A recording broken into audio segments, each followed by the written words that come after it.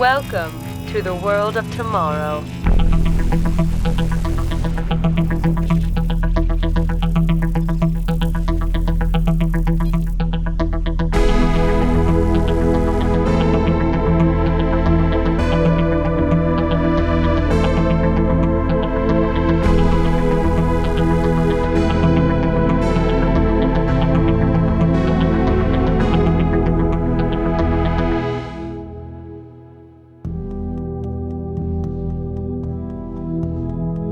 They say the new millennium began the day progress was finished. A domed metropolis of the world's greatest minds, a permanent showcase of American ingenuity, built on the swamplands of Central Florida.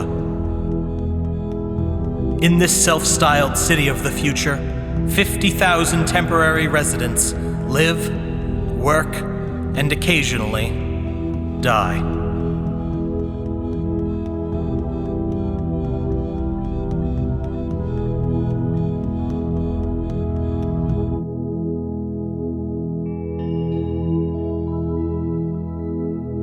This episode of The World of Tomorrow is brought to you by The Further Adventures of Walt's Frozen Head.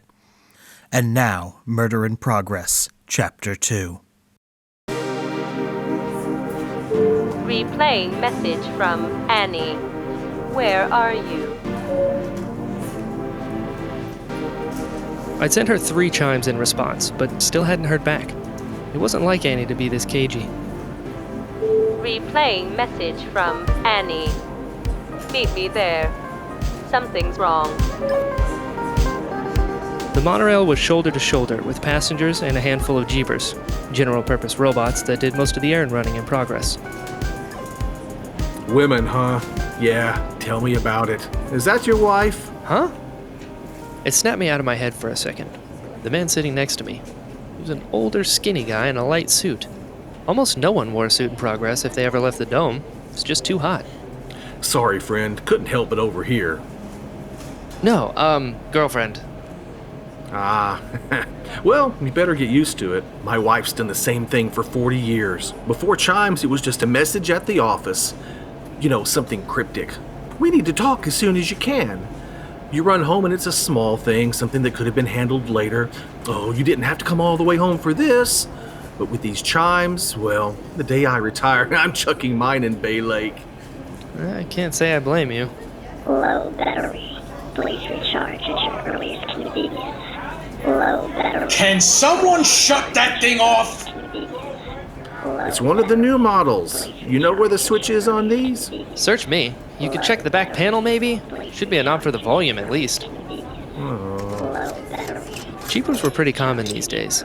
They were used for simple things, mostly. Anything repetitive that didn't take creative thought. You'd see a lot of jeepers being bartenders or butlers or PE teachers, that sort of thing. You could rent them by the hour. A lot of folks used them for pickups and deliveries, which is why you saw a lot of them on the monorails. I wouldn't use them, though. Their droopy metal eyes always creeped me out. And you never knew who was watching on the other end. They did have their uses, I suppose. I do have to admit that they were programmed to make a good green swizzle. Low battery. Please recharge at your earliest. That's better. I thought those fellows were supposed to ride in steerage. It's probably full. Wait, what's happening? Why are we stopping? Yeah, I thought this was the express. It is. Ladies and gentlemen, we are currently holding for further traffic clearance. Please remember to stay clear of all automatic doors. Traffic clearance? Please continue to hold on to the silver handrails. Thank you. That's not likely. Not on the express line. Check your chime, one of the news channels. You mind if I turn the sound on? No, go ahead. Fine by me.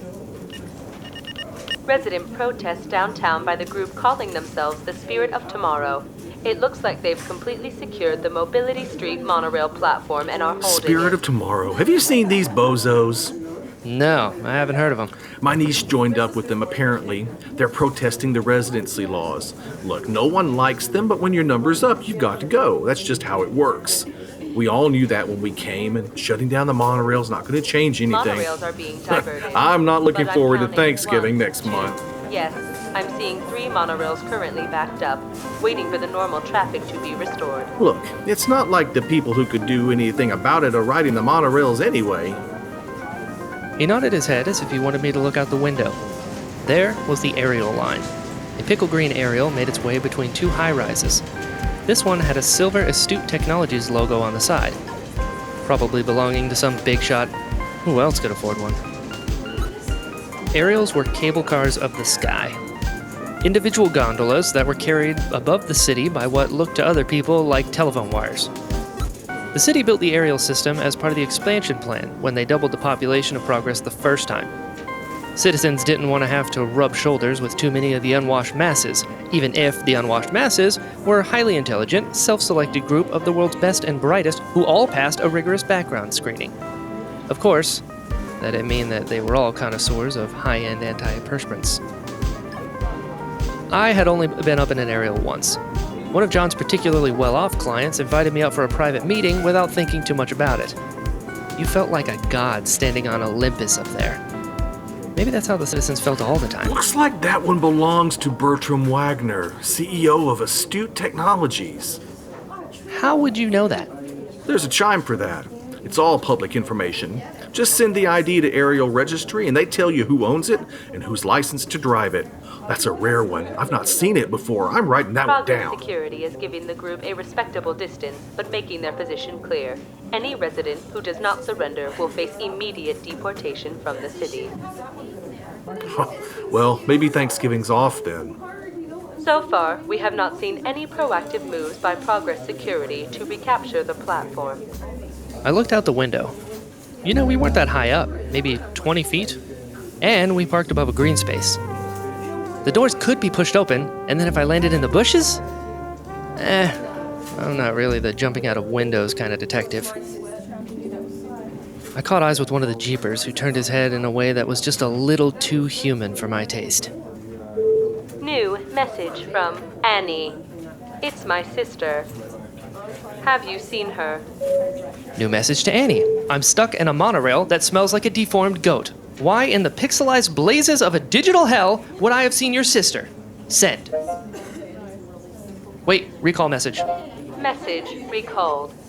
New message to Annie. No, I haven't seen your sister. She must have been talking about Eve. I think I had only ever met Eve once or twice. The stuffy air in the monorail was really starting to get to me now.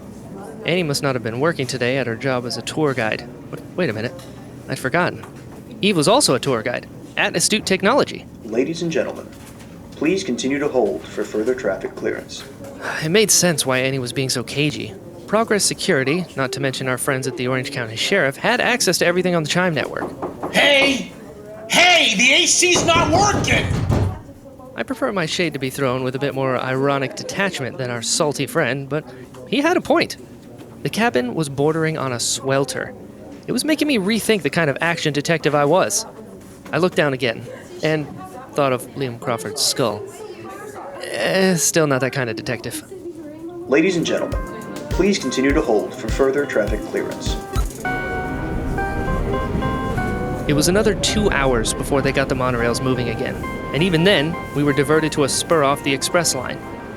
We unloaded at a monorail barn on the west side of town, well outside the dome. It was probably 2 miles from my office. Nice chatting with you, Tim. Let's not do this again sometime, huh? I stepped off the platform and tried to get my bearings. I checked my watch. 5:15. There was no point in heading back to the office. I chimed Annie to meet me back at my apartment.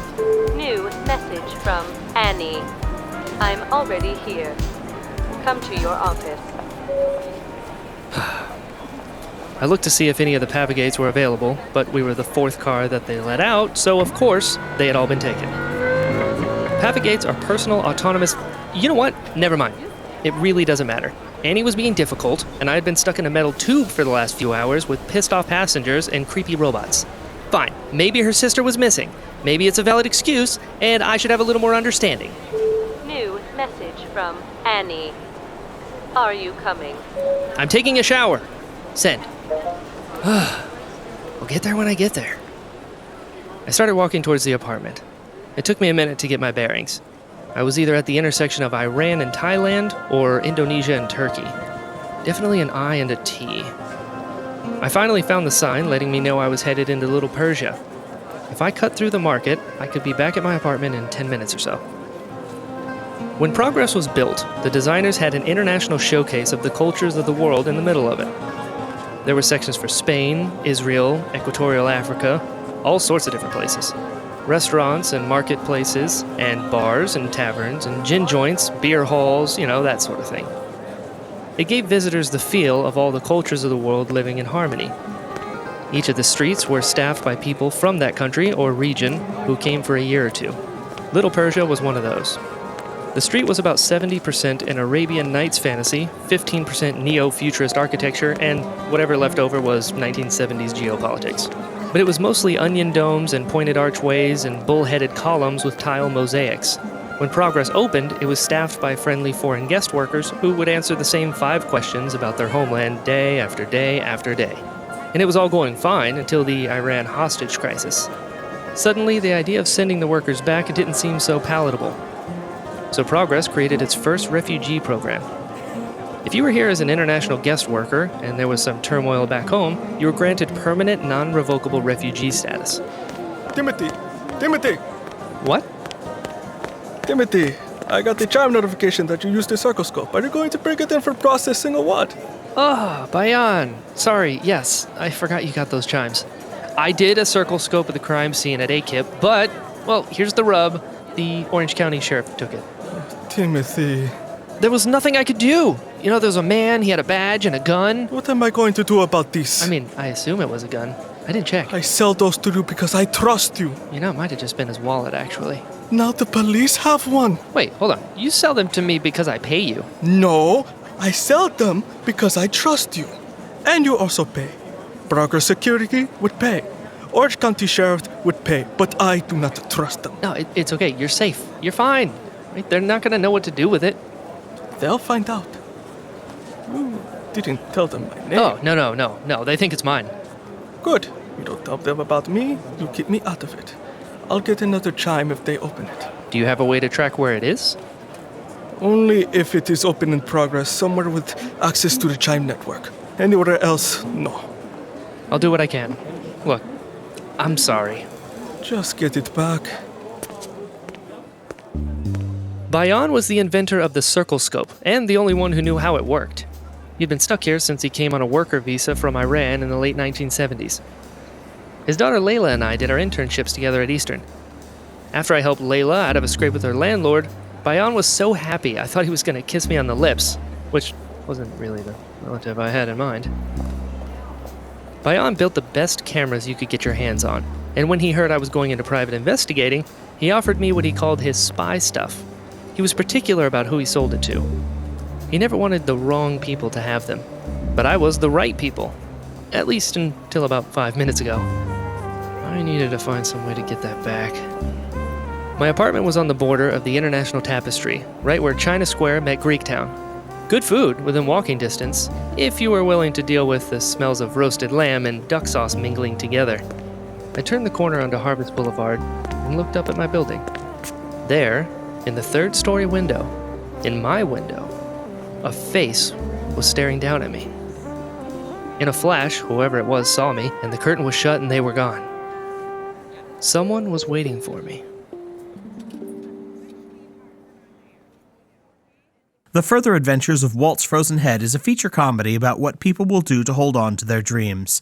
It was written and directed by Benjamin Lancaster and stars Ron Schneider, the original dream finder, as Walt. In the film, Walt, who's kept in the Utilidors under the Magic Kingdom, convinces a cast member to kidnap him for a day and let him see the park. The film is available to watch for free on YouTube by searching Further Adventures of Walt's Frozen Head.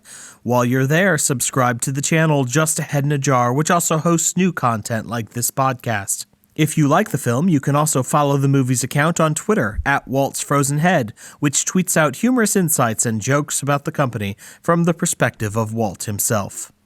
And now, back to Murder in Progress, Chapter 2. I started prowling up the stairs, one hand on the railing and one inside my coat pocket on the trigger of my coin-operated stun gun. I pulled it out to check that it still had some dimes in the slot. Pistols and such weren't allowed in Progress, but someone figured out how to build up an electrical charge in a small metal disc so strong it would fling it across the room with enough force to knock someone out. The metal tokens they minted for it worked the best, but dimes were cheaper and seemed to work fine. I didn't really know much about its mechanics, just that it ate up AA batteries. Now, I could have taken the elevator up, but there was only one of those, 3 stairwells, so I figured the odds were better for the element of surprise. Besides, there's a chance whoever it was didn't see me see him, and they would be expecting me to come in the regular way. But then again, how was I going to get in the apartment? The front door was the only way in from the hall, and there were utility corridors, but I couldn't get into those without the asymmetric keys, and I didn't have one. Besides, those were built for jeepers to navigate, not for somebody of my linebacker physique. It seems that I'd taken the stairs for nothing. I got off the second floor, holstered the coin gun, headed for the elevator, and went up the old-fashioned way.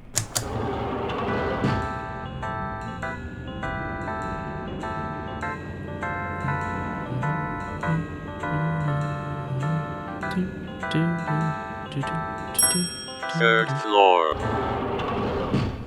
So if there was only one way in, logically, there'd be only one way out.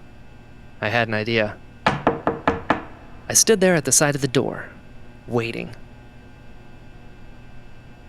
Damn it! Whoever it was too clever. I thought of a number of variations of the trick. Police! There's a fire! You've got to see this dog! But the jig was up. I unlocked the deadbolt and I opened the door. Huh. Well, that's funny. I never locked the deadbolt. Well, you should. Eve? Do you know how easy it was to get in here? What? How? That door has a 12-character access code. Yes, and it's AA. Okay, well, I didn't know how to change it. That's beside the point. Okay, what are you doing looking at me from the window? I mean, the window in my apartment. I mean, the apartment that you are currently occupying. Annie told me to come here. She gave me the access code. She tried to tell you. Wait, is that what the chimes are about? She said she was going to signal you. Can I see? Yeah, look, here, in this one, she misspells the word hydroponics. So? I mean, she works at the greenhouse store. She sees that word every day. She's never made a misspelling like that. Well, how was I supposed to know how to spell hydroponics? She was signaling something was wrong. It's a clue. You do this professionally, right? But why are you here? Oh, you haven't heard about Liam? Don't tell me. I'm afraid so. Eve, give me back my chime. What are you going to do with it? This is your mess. Tim? And he told me I could trust you. What's that buzzing sound? Is that coming from your pocket? Oh, no, fine. I don't want to know. Okay, it's a stun gun, all right? Oh, well, that's a relief. Thought this was about to get weird. Now, hand over my chime. Tim, I'm innocent. I didn't kill Liam. I don't know who killed Liam. Why should I believe you? Because Annie told me you would. You think this was my first choice? You know I'm never getting a fair shake if they lock me up first. I don't know what my sister sees in you, but she sure sees enough of it.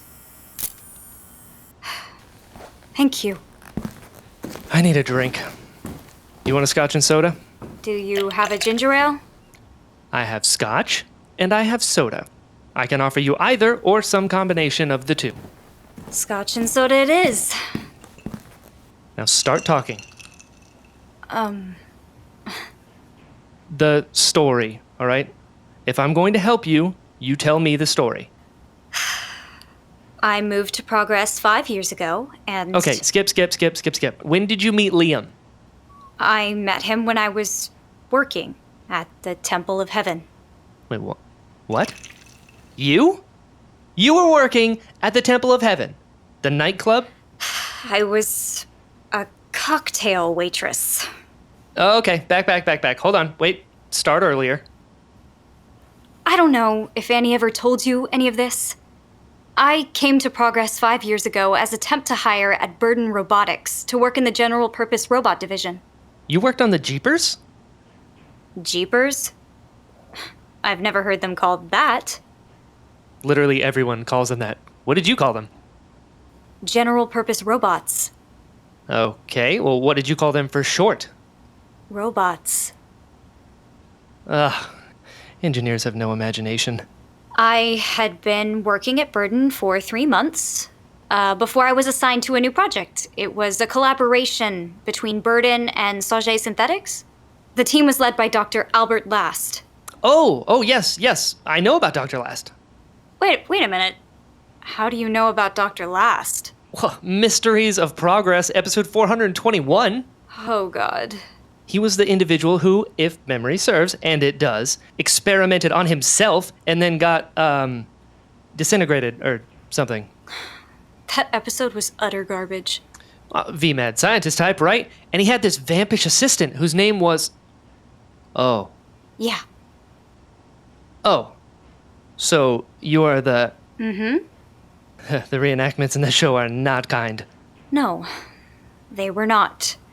And not that it matters to anyone, but Albie was not like that at all. Albie was the most brilliant man I've ever worked with. He knew things more deeply and thought about things more intensely than anyone I've met before or since.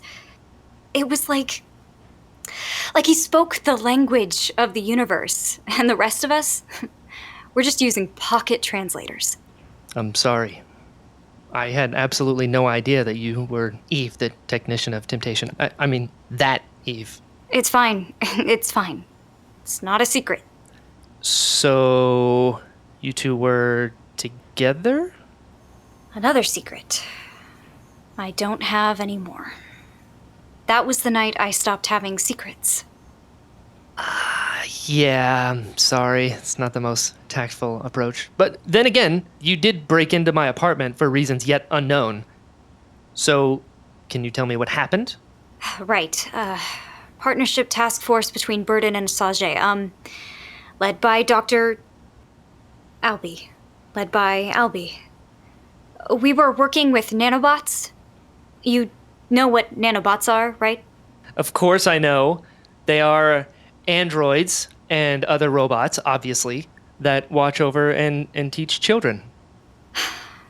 Very, very small robots. Oh, right. I thought you were talking about something else I had been reading about in a scientific journal of renown. So, you have these nanobots. They've been impossible to build so far. It's too difficult to construct something that small, so this group of us was going to take a new approach.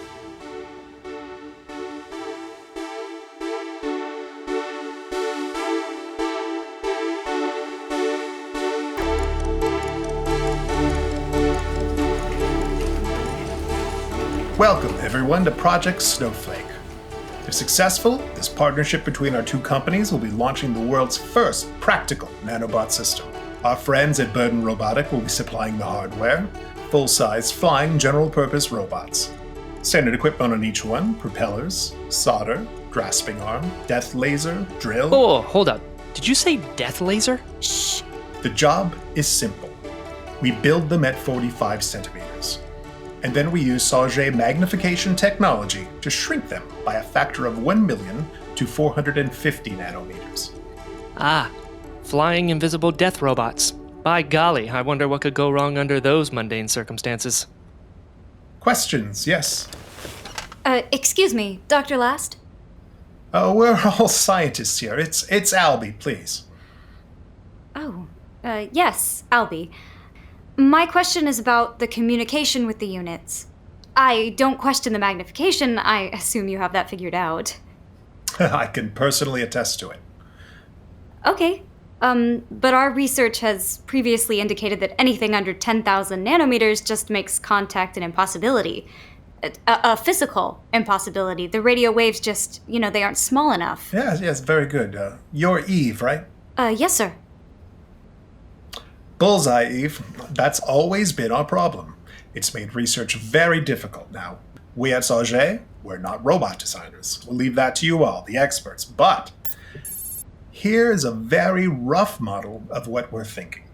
It's called the Motherhead, On board, she has all of the control systems, the communication relays, everything she needs to coordinate 1,073,741,824 of the nanobot chicks, give or take. And she, unlike her little chicks, is, I don't know, a few millimeters.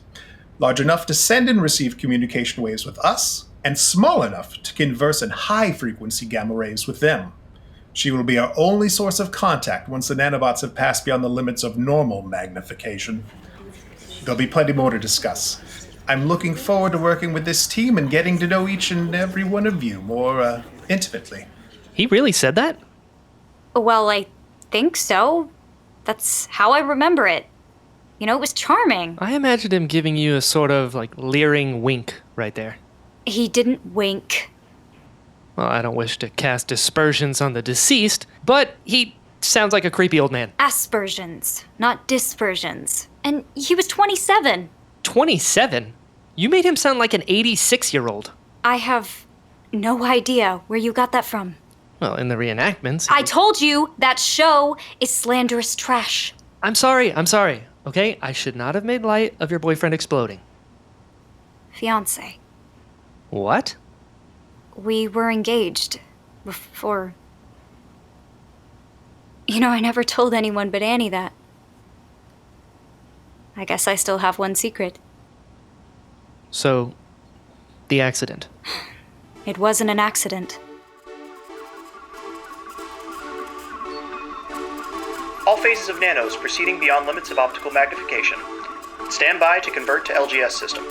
This could be the one, Eve. You said that for the last 6 times. Permission granted.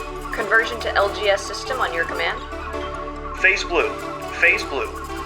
Request permission to increase yaw on approach. Phase blue. Yaw increase approved. Make adjustments and verify. Mika, take another look at that phase orange. I'm worried about the hue angle. Copy that. Phase orange.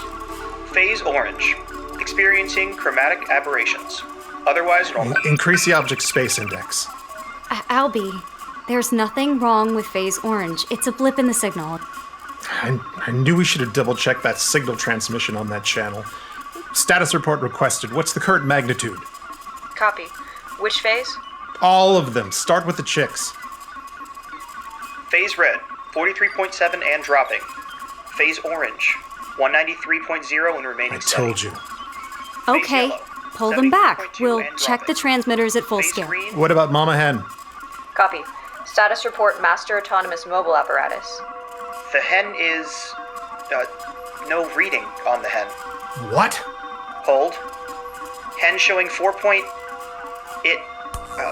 I'm sorry, it's flickering. I'm not getting a reading. Pull it back. 400,000. Is it still flickering? Yes, it's 367? This can't be right. Requesting permission to execute total retrieval. What? Requesting permission to execute total retrieval. Albie, hey, that's you. The phases, they should have been in the right... Albie, they're waiting for you. Execute total retrieval. Is that what Albert said? Albie? Yes, that's what Albert said. All right, executing now. Still no signal. Receiving control blip from... No, it's just noise. Give me a status report. Copy. Which phase? All of them. Phase red. No report. Phase orange. No report. Phase yellow. No report. Phase green. No report. Phase blue. No report. Phase purple. No report. Master autonomous mobile apparatus. Signal lost. No report. We lost 2 years of work that night. 2 years of mathematical gymnastics and happy accidents. We hadn't counted on a catastrophe, so we didn't have anything but scraps, a few notebooks with equations.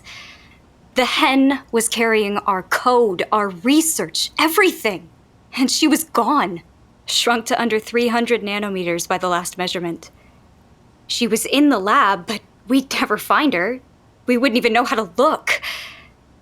Well, most people wouldn't know how to look. I'm going after it. I've been thinking about it for the past 2 days. It's the only way. Albie, no.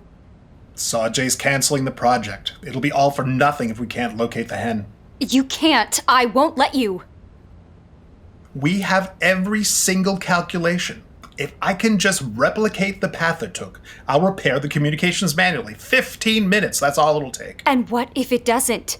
What if we lose communication again? Eve, this is bigger than you and me.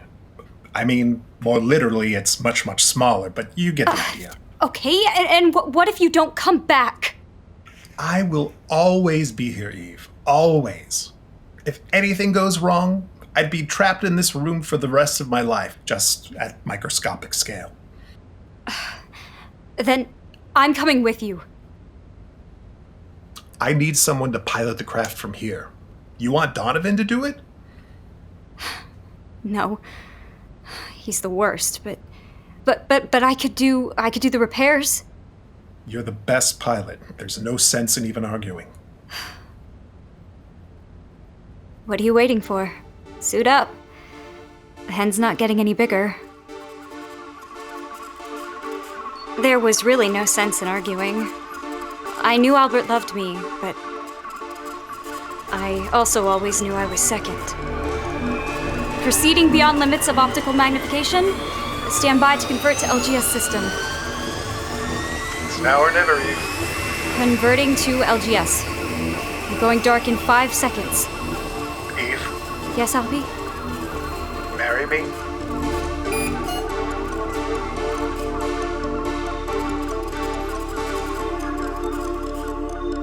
I never spoke to him again. Saccheri needed someone to blame, and that was me. They closed up their progress research facility, leaving me and everyone else without a job. Or, for that matter, a work visa. Even in her version of the story, Annie's sister was at least partially responsible for losing one lover/scientist. Even I had to admit that losing a second, best-case scenario, comes across as mildly negligent. I was picturing Eve on the witness stand telling what she told me, and I'm not sure it would play well with 12 angry jurors. But there was a lot I still didn't know. Like, how'd she get from Saccheri's synthetics to astute computing? How did she know to go into hiding? And most importantly, how did she meet Liam Crawford? And there was only one way I knew to find out. So, Eve, how'd you meet Liam Crawford?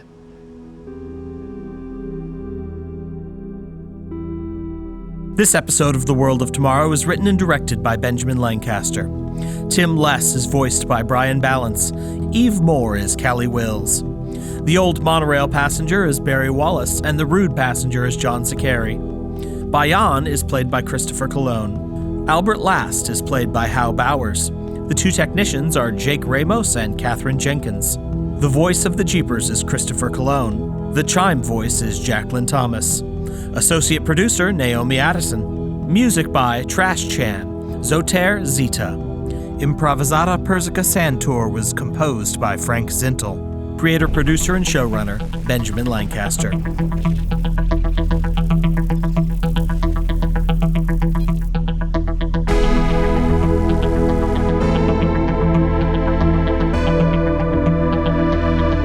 If you enjoyed this episode, please go to your podcast platform of choice and give us a 5-chime review. And support our sponsors, like this week's sponsor, The Further Adventures of Walt's Frozen Head.